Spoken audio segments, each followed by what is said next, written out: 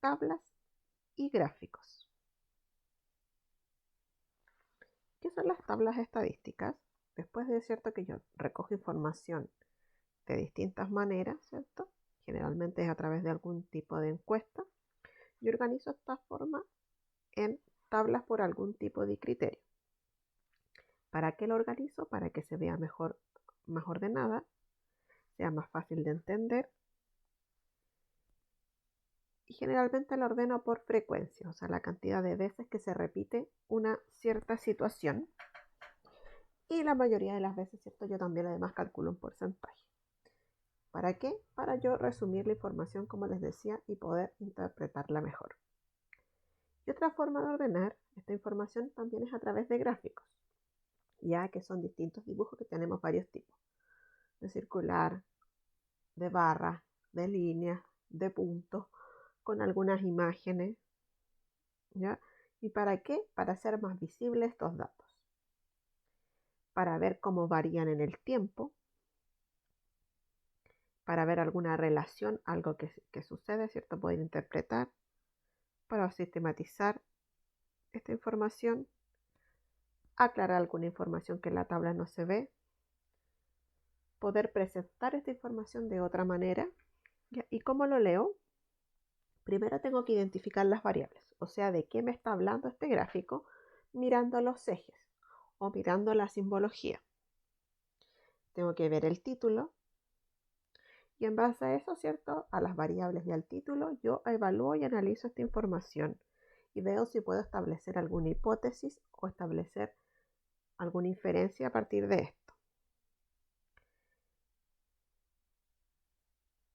Y esto tiene que estar, por supuesto, bien construido para hacer una buena interpretación de esta información. Aquí vamos ahora a ver algunos tipos de ejemplos y cómo podríamos interpretar esta información. Aquí tenemos, ¿cierto?, el aumento del tráfico de Internet en cuarentena. Comparamos el año 2019 con el 20 entre marzo y julio. Aquí esta información está presentada de dos maneras. La tenemos en tabla y la tenemos en gráfico. En la tabla tenemos las cantidades y el porcentaje en que varía, ya cuánto ha aumentado en comparación de un año a otro. Como ustedes pueden apreciar aquí en la tabla, ¿cierto? El mayor aumento de tráfico se ha producido en juegos. Ya esto se inventa principalmente, ¿cierto? Porque la gente está mucho tiempo en la casa, por lo tanto tiene mucho más tiempo desocupado. Que lo usa, que la mayoría lo debe usar, ¿cierto? Para jugar.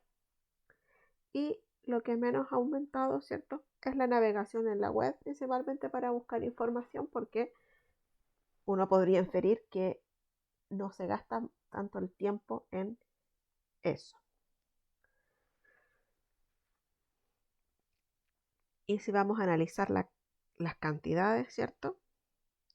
Se ve un aumento significativo en las cantidades. Si comparamos los totales,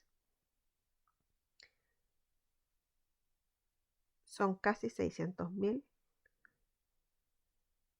de diferencia. ¿Ya? Entonces aquí yo pude establecer una hipótesis, ¿cierto?, de por qué creo yo que aumenta uno el otro, pero me falta información para poder interpretar. Veamos aquí otro gráfico.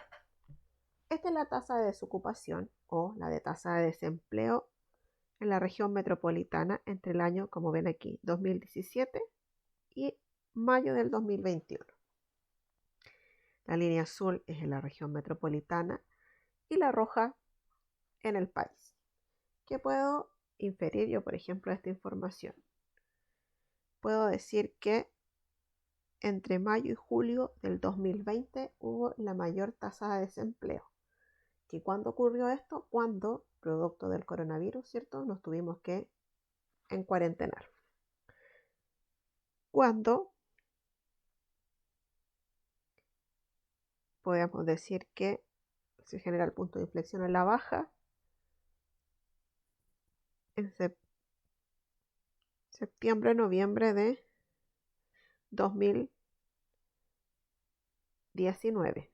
Pero fíjense aquí, ya comienza a subir entre octubre y diciembre del 2019, que es cuando comienza, ¿cierto?, el estallido social. También podemos analizar que la región metropolitana, ¿cierto? En la mayoría de las comparaciones, ¿cierto? Es mucho más alto el nivel de desempleo que a nivel país. También puedo decir, por ejemplo, que el mayor nivel de desempleo, que fue casi 6,5%, por ejemplo, fue entre octubre y diciembre de 2017. Esa es información que yo puedo interpretar de esta tabla y compararla con información, ¿cierto? Con cosas que yo sé. ¿Ya? Como por ejemplo lo que usé yo aquí fue el tema del coronavirus, el estallido social. Veamos aquí otro ejemplo. Aquí tenemos montos de pensiones entre hombres y mujeres en el año junio del 2020 y lo comparamos con los años cotizados, o sea, los años que esta persona trabajó formalmente y le descontaron plata, ¿cierto?, para sus ahorros.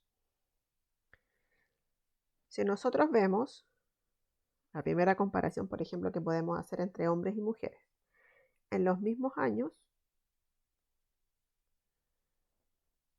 en el primer caso, ¿cierto?, los hombres ganan un 83% más que las mujeres. A diferencia, por ejemplo, entre 1 y los 15 años de cotizados, las mujeres tienen una pensión promedio mucho mejor que la de los hombres. Entre los 15 y los 20, el promedio de la pensión es el mismo, por eso tiene un 0% de diferencia, pero ya entre los 20 y los 40 años de cotizado,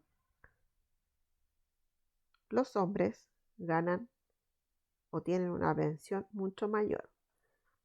¿Qué podría explicar esto, por ejemplo? Que los sueldos de los hombres son mucho más altos que las mujeres, es por eso que la variación de las pensiones, por ejemplo, es mucho mayor. ¿Qué otra cosa podría decir yo? Que entre los 1 y los 5 años de cotizado, la diferencia es de un 14%. O sea, aquí yo estoy interpretando parte de estos números que aquí están. ¿Ya? Entonces podría interpretar aquí cantidades, interpretar porcentajes, aquí hacer estimaciones. Aquí podría leer los datos en porcentaje o acá en cantidades y porcentaje. Entonces, cómo yo interprete esta información va a depender de la información que me esté entregando cada tabla o cada gráfico.